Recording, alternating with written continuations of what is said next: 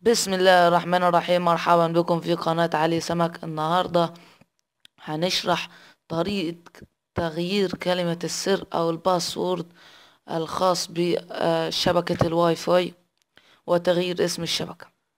قبل ما نروح للشرح ما تنساش تعمل لايك للفيديو وسبسكرايب للقناة أو اشتراك لمتابعة المزيد من الشروحات، وما تنساش أيضا تعمل لايك لصفحتنا على الفيسبوك دروس اونلاين للكمبيوتر والاندرويد لعرض اقتراحاتك واسئلتك في هذه الصفحة.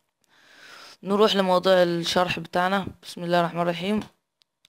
نروح مثلا لو انت موصل من شركة تي داتا او تي بي لينك، هتكتب هنا كده، هتكتب فوق 192.168.1.1. هتلاقي اسفل الفيديو الكود هنا زي ما انتم شايفين كده. هنكتب في اليوزر نيم ادمن، وفي الباسورد برضو ادمن. بعد كده نضغط لوجن.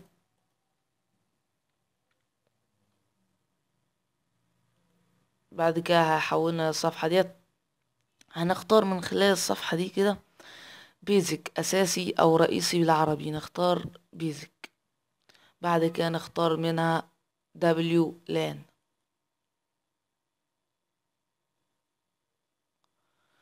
ومن دبليو لان كده فتحت معانا الشبكة الخاصة بيه او الشبكة بتاعتي الاس اس اي دي. ده اسم الشبكة، انا اسم الشبكة بتاعتي زمالك اس سي.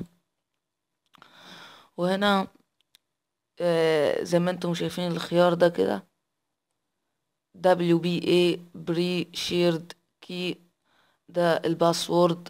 وفوقيه رمز الحماية اللي هو مثلا لو عايز افتحه واخليه مفتوح اوبن، اعمل له شفرة سرية كده براحتكم.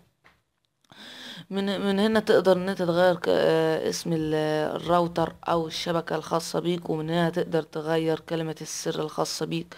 بعد كده تقوم بالضغط على سبميت، ثم بعد ذلك تكون تغيرت الشبكة. وبالتالي كذلك نكون انتهينا من الشرح الخاص بنا. لا تنسى الضغط على زر سبسكرايب للقناة أو اشتراك الزر الأحمر أسفل الفيديو، ولا تنسوا تقوموا بلايك للفيديو. والسلام عليكم ورحمة الله وبركاته.